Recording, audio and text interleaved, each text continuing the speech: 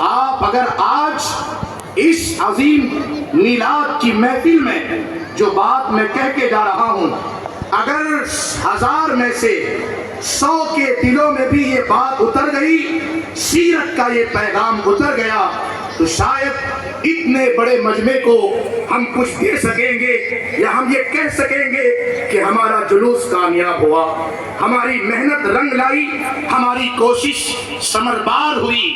عزیزان ملت اسلامیہ، توجہ فرمائیں، قرآن مجید میں اللہ تبارک و تعالیٰ نے بار بار اس بات کا اعلان کیا کہ ہم نے اپنے نبی کو بھیجا۔ کس لیے بھیجا؟ تاکہ تم کو قرآن پڑھ کے سنائے، تاکہ تم کو قرآن سمجھائے، تاکہ تم کو قرآن پر عمل کرائے۔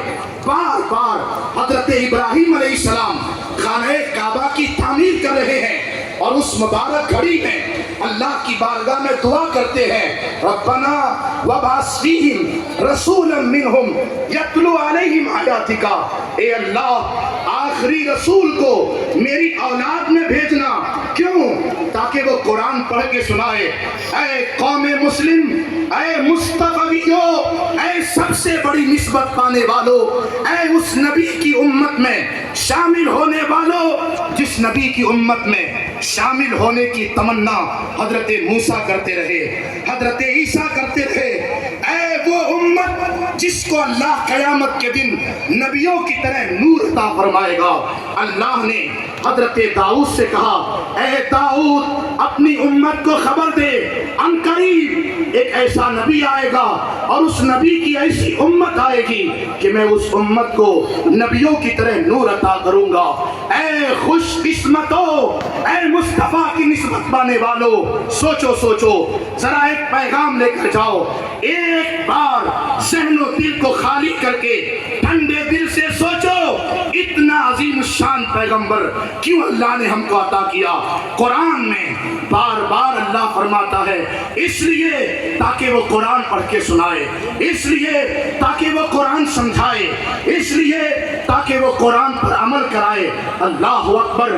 بڑا پیارا انداز تھا مصطفیٰ کے پڑھانے کا، بڑا انوکھا انداز تھا مصطفیٰ کے پڑھانے کا، بڑا نرالا انداز تھا مصطفیٰ کے تعلیم و تربیت کا۔ عبداللہ ابن مسعود کہتے ہیں، حضور ہمیں قرآن کی 10 آیتیں پڑھاتے، اس کے بعد کہتے جاؤ یاد کر کے آؤ۔ جب یاد کر کے آتے تو حضور ان 10 آیتوں کو سمجھاتے، پھر فرماتے اور جب سمجھ گئے ہو تو پھر اس پر جب تک عمل نہ ہو جائے میں آگے کی 10 آیتیں تم کو نہیں سناؤں گا، نہیں پڑھاؤں گا۔ اس انداز سے میرے مصطفیٰ نے صحابہ کی ایک بڑی انوکھی جماعت تیار کی۔ میرے پیارو، دل کے کانوں سے سن کر آج اس اتنے بڑے میلاد میں، جلوس کے پروگرام میں یہ پیغام لے کر جاؤ، یہ عہد لے کر اٹھو، یہ جذبہ لے کر اٹھو کہ ہمیں مصطفیٰ کی تعلیم کا وہی مشن آگے بڑھانا ہے، گھر گھر علم کا چراغ روشن کرنا ہے۔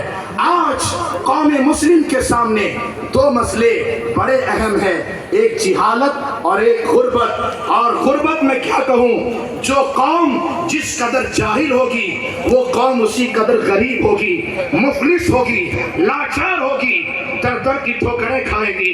توجہ کرنا، وقت کم ہے، شاید اس کم وقت میں تم کو ایک پیغام دے سکوں، اپنا درد دل بیان کر سکوں۔ یہ میرا درد نہیں ہے، ہر درد مند دل رکھنے والے عالم، امام اور قوم کے ذمہ دار کا درد ہے۔ اللہ اکبر!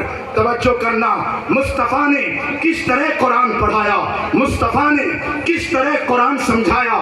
اللہ اکبر! میرے آقا، توجہ کرنا، 13 سال مکہ میں جو حضور کا مکی دور ہے وہ تکلیف کا دور ہے، آزمائش کا دور ہے، مظلومیت کا دور ہے۔ کوئی کلمہ پڑھ لے تو چٹائی میں لپیٹ کر دھوپ میں پھینک دیا جاتا ہے۔ حضرت بلال اللہ کے ایک ہونے کا نعرہ لگائے تو ان کو رات بھر زنجیروں سے باندھ کر مارا جاتا ہے، پیٹا جاتا ہے۔ اور اگر کوئی حضور کے رسول ہونے کی گواہی دے دے تو اس کو آگ کے انگاروں پر لٹایا جاتا ہے۔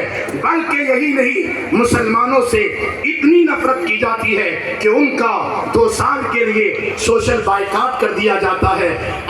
اس قدر مظلومیت کا زمانہ کہ کوئی مسلمان سے بات نہ کرے، کوئی کلام نہ کرے، کوئی خرید و فروخت کے معاملات نہ کرے۔ مسلمان 2 سال اس گھاٹی میں اس طرح گزارے کہ کوئی پوچھنے والا نہیں، کوئی خیریت دریافت کرنے والا نہیں۔ مگر میں قربان جاؤں پیغمبر علم پر، پیغمبر انقلاب پر۔ ادھر حضرت بلال کو گھسیٹا جا رہا ہے، ادھر میرے آقا حضرت ارقم کے دار ارقم میں لوگوں کو قرآن سنا رہے ہیں، قرآن سکھا رہے ہیں، قرآن سمجھا رہے ہیں۔ ادھر حضرت خباب کو آگ کے انگارے پر لٹایا جا رہا ہے، اور ادھر میرے آقا صفا کی پہاڑی پر صحابہ کو قرآن سمجھا رہے ہیں۔ ادھر مصطفیٰ کے نام لینے پر حضرت بلال کو کرم ریت پہ گھسیٹا جا رہا ہے، ادھر میرے آقا لوگوں کو قرآن سکھا رہے ہیں۔ شیب ابی طالب، یہ مسلمانوں کی مظلومیت کا وہ دور ہے کہ میں کیا بتاؤں۔ اس قدر تکلیف میں مسلمانوں نے 2 سال گزارے کہ میں لفظوں میں بیان نہیں کر سکتا، میں الفاظ نہیں رکھتا کہ مسلمانوں کے اس درد کو بیان کر سکوں۔ حضرت سعد کہتے ہیں اس دور میں اتنی پریشانیاں ہم نے اٹھائی، بھوک اور پیاس کی۔ ایک مرتبہ رات کو اٹھا، کھانے پینے کی کوئی چیز نہ تھی، بڑی تیز بھوک لگی، میرے تلوے کے نیچے کوئی کھال کی طرح چیز نظر آئی، میں نے اس کو اپنے ہاتھ میں لیا، یہ بھی نہ سوچا کس جانور کی کھال ہے، مرے ہوئے جانور کی کھال ہے تو وہ جانور حلال ہے کہ حرام ہے۔ بھوک بڑی تیز لگی تھی، اٹھایا، دھویا بھی نہیں، اس کو کھا لیا۔ اللہ اکبر، بچے روتے تھے اس گھاٹی سے۔ اگر کوئی عرب سے باہر کا قافلہ گزرتا تو وہ پوچھتے تھے ارے یہ بچوں کی رونے کی آواز کہاں سے آتی ہے؟ تو کہتے تھے ایک نبی آیا ہے، نام محمد ہے، جو اس کا کلمہ پڑھا ہے اس کے خلاف ان کی قوم نے سوشل بائیکاٹ کر دیا ہے۔ مسلمانوں، کتنی تکلیفوں کے بعد اسلام پہنچا ہے، شاید آپ کو اس کا اندازہ نہیں ہے، مگر شیب ابی طالب میں بھی میرے مصطفیٰ قرآن پڑھاتے رہے، قرآن سکھاتے رہے، قرآن پڑھاتے رہے، قرآن سکھاتے رہے۔ میں کیا بتاؤں، مکی دور میں، اس مظلومیت کے دور میں حضور نے پڑھایا، اور جب مدینہ آئے پہلا قدم میرے مصطفیٰ کا مدینے میں پڑا ہے، اور پڑھتے ہی آپ نے فرمایا مسلمانوں یہ زمین کس کی ہے؟ مدینے والوں نے کہا 2 یتیموں کی زمین ہے۔ 2 یتیموں کو بلایا گیا، حضور نے فرمایا یہ تمہاری زمین ہے، تم یتیم ہو، ہم اس کو خرید کر لیتے ہیں۔ بچوں نے پوچھا، یتیم تھے، اے کاش ان 2 یتیموں کا جذبہ آج کے جوانوں کو مل جائے، آج کے بے باک جوانوں کو مل جائے۔ وہ جوان جن کی جوانی گناہوں میں گزر رہی ہے، غفلت میں گزر رہی ہے، رات کی تاریکیاں کندی ہو چکی ہے، آج مرحبا کے نعرے لگانے والے رات کی تنہائی میں مصطفیٰ کا دل کتنا دکھاتے ہیں، میں اس کو لفظوں میں بیان نہیں کر سکتا۔ آج اچھل اچھل کر، کود کود کر مصطفیٰ کے نعرے لگانے والے تنہائی میں گندی فلمیں دیکھ کر مدینے والے کو کس قدر اذیت دے رہے ہیں، میں اس کو لفظوں میں نہیں بیان کر سکتا۔